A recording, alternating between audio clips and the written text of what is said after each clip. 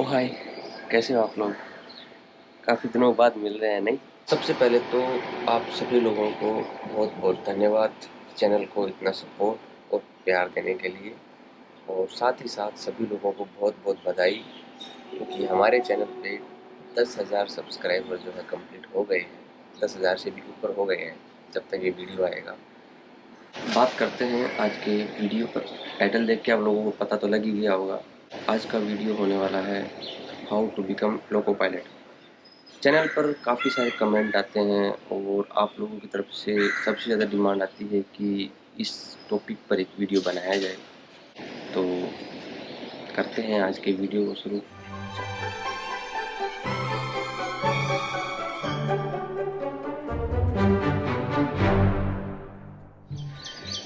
तो Indian railway में loco pilot बना कैसे जाए? लोको पायलट बनने के लिए सबसे पहले एएलपी बनना ज़रूरी है। एएलपी यानी कि असिस्टेंट लोको पायलट। सबसे पहले अपने को जानना ज़रूरी है कि असिस्टेंट लोको पायलट होता कौन है इंडियन रेलवे में, काम क्या करता है।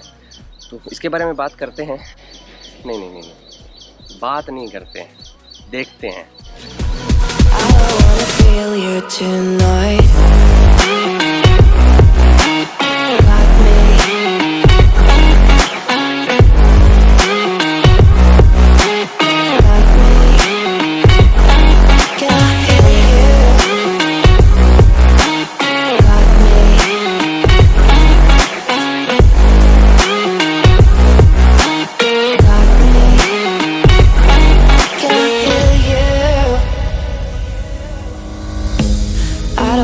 Call you. I don't wanna know what you think. I'm the one you go to whenever you feel like you're about to sink. I don't wanna just forget you, but I wanna be fine. I'll be waiting for a sign to light up, yeah. And your heart is out of sight. I just wanna feel mine. Hey you, I could become the one for another one. Hey you, maybe then you'll know that I was never one. I'm gonna be the one for another one. Maybe then you'll know that I was never one. I'm gonna be the one for another one. I don't wanna fear you tonight.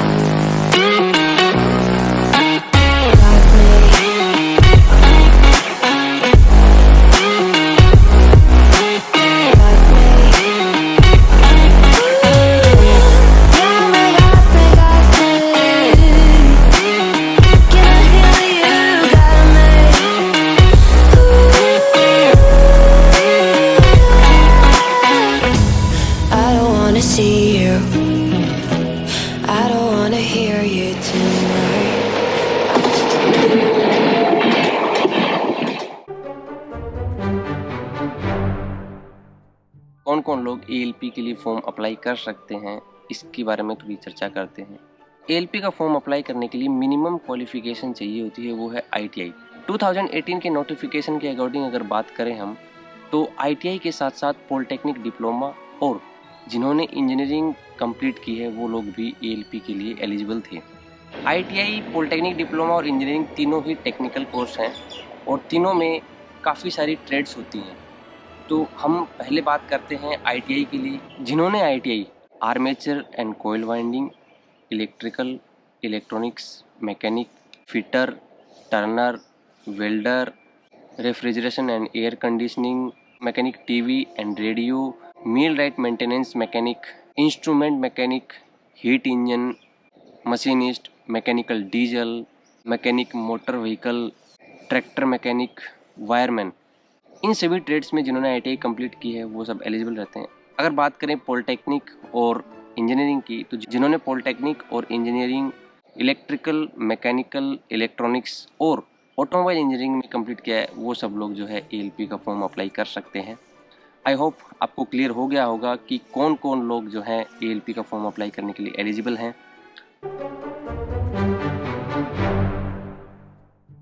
ALP के लिए जो exam होती है वो 2 stage में complete कराई जाती है। 2014 में जो वैकेंसी निकली थी, मैंने उसकी एग्ज़ाम दी थी और आरआरबी ने 2014 की जो एग्ज़ाम है वो ऑफलाइन ही कंडक्ट करवाई थी, दोनों स्टेज।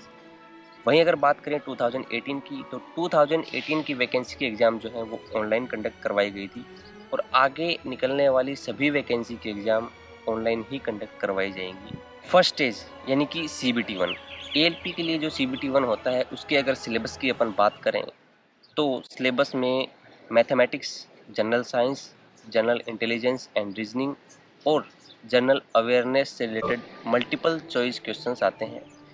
अब बात करते हैं स्टेज नंबर 2 यानी कि CBT 2। RRB जो है स्टेज 2 में साइकोलॉजिकल टेस्ट कंडक्ट करवाता है। साइकोलॉजिकल टेस्ट वही लोग दे सकते हैं जिन्होंने CBT 1 क्लियर किया रहेगा, यानी कि शॉर्ट लिस्टेड कैंडिडेट ही। साइकोलॉजिकल टेस्ट के अगर सिलेबस की और पैटर्न की बात करें तो 2014 में जो साइकोलॉजिकल टेस्ट हुआ था उसमें 4 से 5 क्वेश्चन पेपर के सेट थे, जिसमें हर एक सेट के लिए कुछ ही मिनटों का, यानी कि किसी में 5 मिनट, किसी में 7 मिनट, किसी में 10 मिनट का टाइमिंग था। 2018 के नोटिफिकेशन के अकॉर्डिंग जो एग्ज़ाम हुई थी उसमें थोड़ा बदलाव था। CBT 2 को 2 पार्ट में डिवाइड कर दिया गया था, पार्ट A और पार्ट B। अगर बात करें पार्ट A, तो पार्ट A में सिलेबस सेम था और नंबर ऑफ़ क्वेश्चन 100 थे, 90 मिनट में इनको करना था। लेकिन पार्ट B था वो टेक्निकल पेपर था, यानी कि उसमें नंबर ऑफ़ क्वेश्चन 75 थे और टाइमिंग था 60 मिनट का। यानी कि मैंने आपको जब एलिजिबिलिटी के बारे में बताया कि ये ट्रेड वाले जो है एलिजिबल हैं। अगर अपन एग्जांपल के तौर पे देखें कि किसी की मैकेनिकल से पॉलिटेक्निक डिप्लोमा किया हुआ है, तो पार्ट B में वो 75 क्वेश्चन मैकेनिकल से रिलेटेड ही आएंगे। 2014 के एग्ज़ाम पैटर्न और 2018 के एग्ज़ाम पैटर्न में थोड़ा डिफरेंट था, क्योंकि हमारा जो साइकोलॉजिकल टेस्ट था वो 4 से 5 सेट थे जिनमें कुछ मिनटों का टाइमिंग था। नंबर ऑफ़ क्वेश्चन अलग अलग थे, किसी में 20, किसी में 40, किसी में 70, तो वैसे करवाया गया था। और 2018 में कुछ अलग कर दिया गया। तो अभी बात करते हैं एज क्राइटेरिया का। जब भी कोई वैकेंसी निकलती है तो उसके लिए एज क्राइटेरिया रखा जाता है, तो RRB ने भी जो है एक एज क्राइटेरिया रखा है। अगर बात करें 2014 की, तो एज क्राइटेरिया था 18 साल से 30 साल, यानी कि जो 18 साल से 30 साल के बीच में है वो एग्ज़ाम दे सकता है। 2018 के अकॉर्डिंग एज क्राइटेरिया था वो था 18 साल से 28 साल, यानी कि 18 से 28 के बीच में है तो आप जो है ALP के लिए फॉर्म भर सकते हैं। जिनकी उम्र 18 साल से कम है वो फॉर्म अप्लाई नहीं कर सकते, लेकिन जिनकी उम्र जो है 28 साल से ऊपर है उसके लिए RRB ने एज रिलैक्सेशन दिया है। वो कैटेगरी वाइज जो है नोटिफिकेशन में आपको देखने को मिल जाएगा।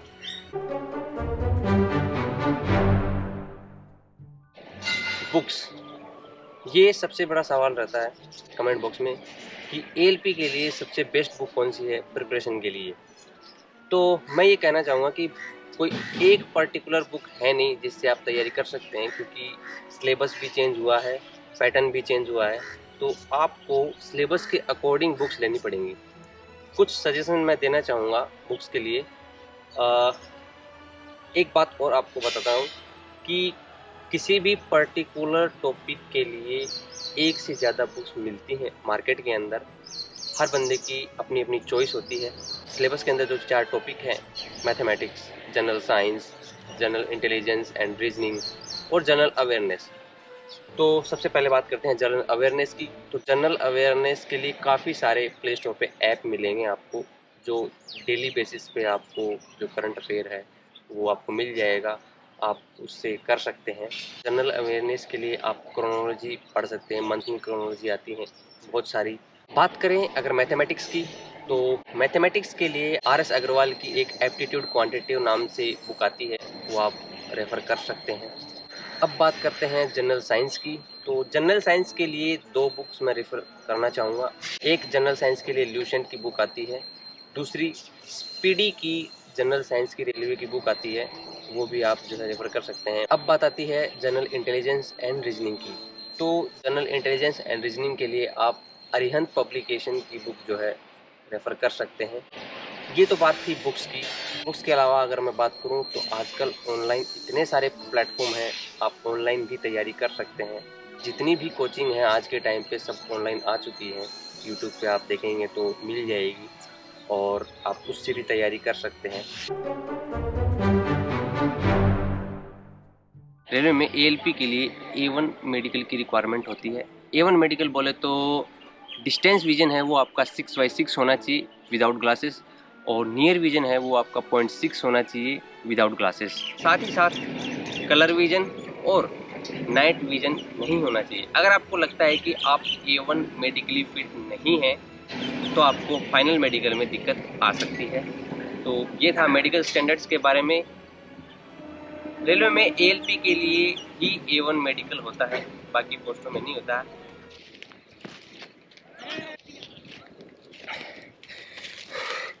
काफ़ी सालों बाद क्रिकेट खेलने आए हैं और काफ़ी मज़ा भी आ रहा है।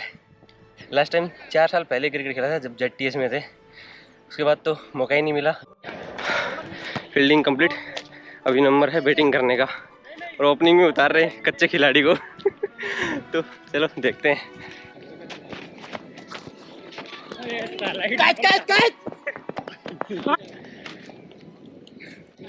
आराम से बढ़िया बढ़िया। सिंगल है। बैटिंग चल रही है तो सोचा जितनी बैटिंग चलती है तब तक अपन एक टॉपिक पे बात कर लेते हैं।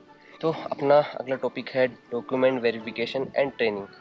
रेलवे ALP के लिए डॉक्यूमेंट वेरिफिकेशन कराती है, जो कि बहुत ही आसान प्रोसेस है, जिसके अंदर जो भी अपने डॉक्यूमेंट रिक्वायर्ड होते हैं वो सब कलेक्ट किए जाते हैं और उसके बाद डॉक्यूमेंट वेरिफिकेशन सक्सेसफुल होने के बाद हमको भेजा जाता है ALP की ट्रेनिंग के लिए। ALP की ट्रेनिंग के लिए हर जोन की एक ट्रेनिंग इंस्टीट्यूट होता है। जैसे कि अगर मैं बात करूँ सेंट्रल रेलवे का, तो सेंट्रल रेलवे का training institute, zonal railway training institute है, वो भुसावल में है, ZITI जिसको बोलते हैं। और हर जोन का एक अलग ट्रेनिंग इंस्टीट्यूट होता है। ट्रेनिंग की अगर बात करें तो ALP को डीजल लोकोमोटिव और इलेक्ट्रिक लोकोमोटिव के साथ साथ ट्रैफिक सिग्नल्स की भी ट्रेनिंग करवाई जाती है। पूरी की पूरी जो ट्रेनिंग है वो लगभग 6 महीने के अंदर कंप्लीट करा दी जाती है। ट्रेनिंग कराने के बाद हमें डिवीज़न भेजा जाता है और डिवीज़न में 1 महीने के लगभग और काम रहते हैं, जैसे कि रूट लर्निंग हो गई वगैरह वगैरह। और कुल मिला के 7 से 8 महीने के बाद हम इंडिपेंडेंट ALP के लिए काम करना शुरू कर देते हैं। ट्रेनिंग की बात कर रहे हैं तो ट्रेनिंग के बारे में एक बात और बता देता हूँ आपको। हर 3 साल बाद रिफ्रेशर ट्रेनिंग भी करवाई जाती है अप टू रिटायरमेंट तक। तो ये था ट्रेनिंग का, डॉक्यूमेंट वेरिफिकेशन का। तो बात करते हैं प्रमोशंस की। इंडियन रेलवे में इनिशियली असिस्टेंट लोको पायलट की पोस्ट पर अपॉइंट होते हैं। जब एक असिस्टेंट लोको पायलट अपनी 2 साल की सर्विस कंप्लीट कर लेता है तो उसके बाद हमारा पहला प्रमोशन होता है, वो है senior assistant loco pilot. Assistant loco pilot और सीनियर असिस्टेंट लोको पायलट में डिफरेंस ये रहता है कि आपका ग्रेड पे चेंज हो जाता है। 19,900 से 2400 में आप आ जाते हैं। सीनियर असिस्टेंट लोको पायलट के बाद अगला प्रमोशन मिलता है लोको पायलट सेंटर के लिए, और लोको पायलट सेंटर में 2 साल की सर्विस होने के बाद सीनियर लोको पायलट सेंटर का प्रमोशन मिलता है। सीनियर लोको पायलट सेंटर के बाद अगला प्रमोशन आता है लोको पायलट गुड्स के लिए, यानी कि मालगाड़ी का जो ड्राइवर होता है उसको लोको पायलट गुड्स बोला जाता है। और लोको पायलट गुड्स के बाद अगला प्रमोशन मिलता है लोको पायलट पैसेंजर के लिए। लोको पायलट पैसेंजर के बाद अगले प्रमोशन की बारी आती है लोको पायलट मेल एक्सप्रेस, यानी कि जितनी भी एक्सप्रेस गाड़ियाँ हैं उसके लिए। ये तो था सिर्फ लोको पायलट के कैडर में ही प्रमोशन की बात। अब मैं कुछ और प्रमोशन के बारे में बताऊंगा आपको। इंडियन रेलवे ने कुछ क्राइटेरिया डिसाइड किया है कि आप लोको पायलट कुछ सालों की सर्विस के बाद आप लोको इंस्पेक्टर भी बन सकते हैं। तो ये सब प्रमोशन का था कि कैसे कैसे एक असिस्टेंट लोको पायलट से मेल एक्सप्रेस ड्राइवर बनता है।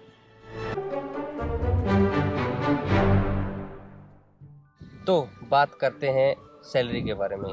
इंडियन रेलवे एक असिस्टेंट लोको पायलट को कितनी सैलरी देता है, इसके बारे में बहुत लोग पूछते हैं और कमेंट बॉक्स में कमेंट भी बहुत आते हैं। खैर बात करते हैं असिस्टेंट लोको पायलट की।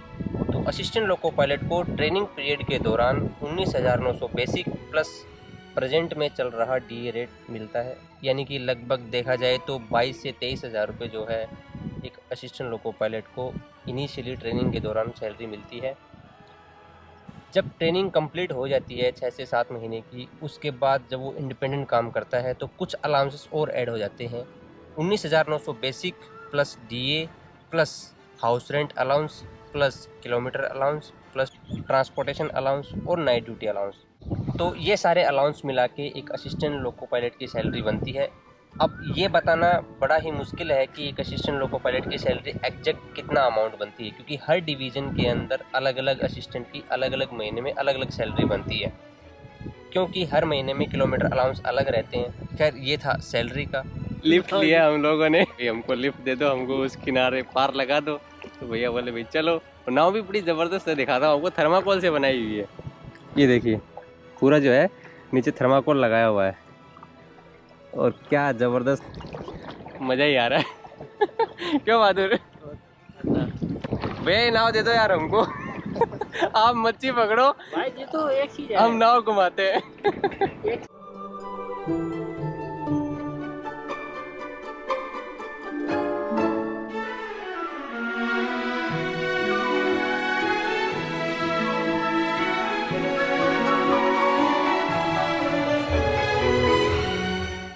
नेक्स्ट वैकेंसी कब निकलेगी, ये सवाल कमेंट बॉक्स में बहुत बार पूछा गया है।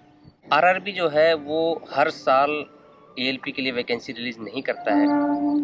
लास्ट वैकेंसी थी वो 2018 में निकली थी, और 2018 से पहले 2014 में निकली थी, और उससे पहले 2011 में। यानी कि ईयर गैप देखा जाए तो 3 से 4 साल के अंदर एक बार जो है एएलपी की वैकेंसी रिलीज हुई थी।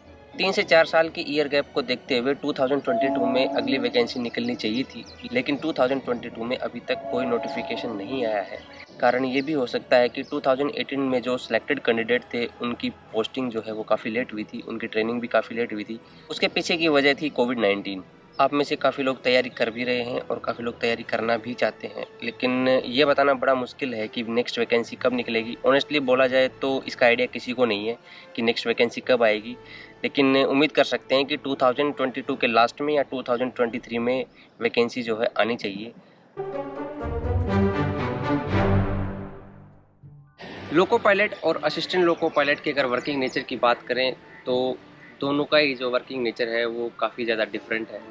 एक दूसरे जॉब के कंपैरिजन में काफ़ी ज़्यादा डिफरेंट जॉब भी है, और जो वर्किंग नेचर है वो भी काफ़ी ज़्यादा डिफरेंट है।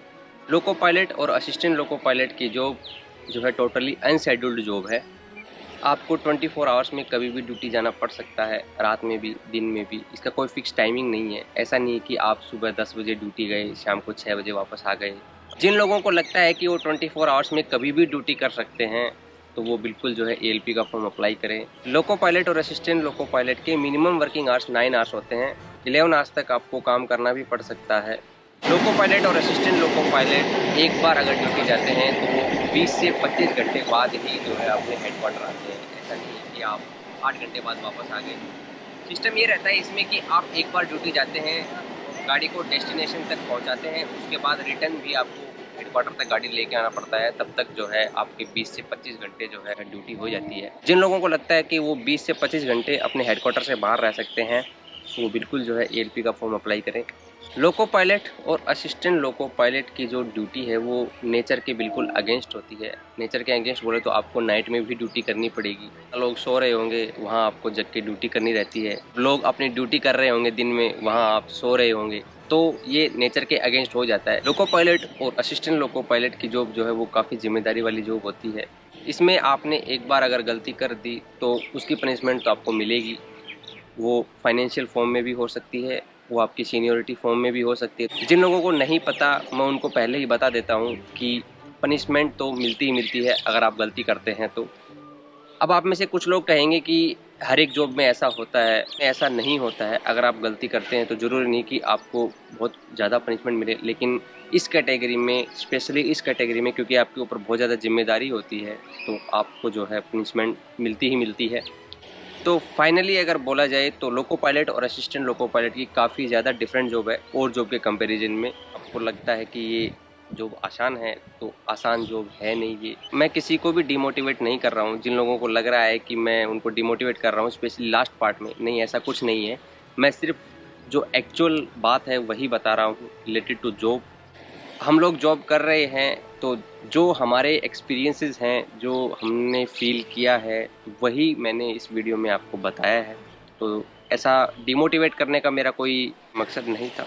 जो बात थी वो मैंने आपको बताई।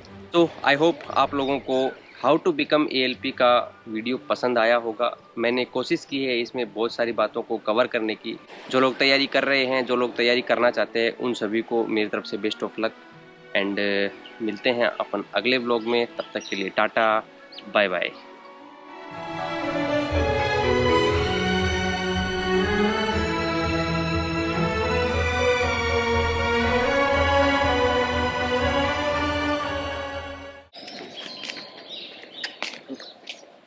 पहले गलत चल दिया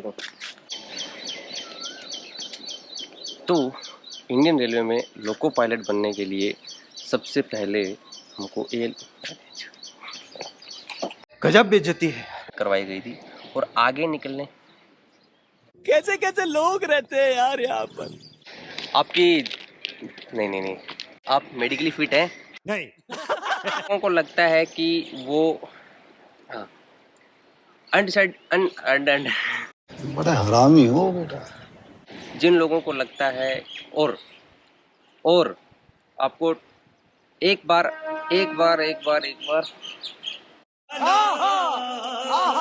वीडियो बनाने के लिए क्या क्या करना पड़ता है ये देखो। पहले वहाँ चढ़ा ऊपर, उसके बाद यहाँ आप देख रहे हैं पायलट जीतू चैनल, कैमरामैन राजकुमार रायदास के साथ। Ton ton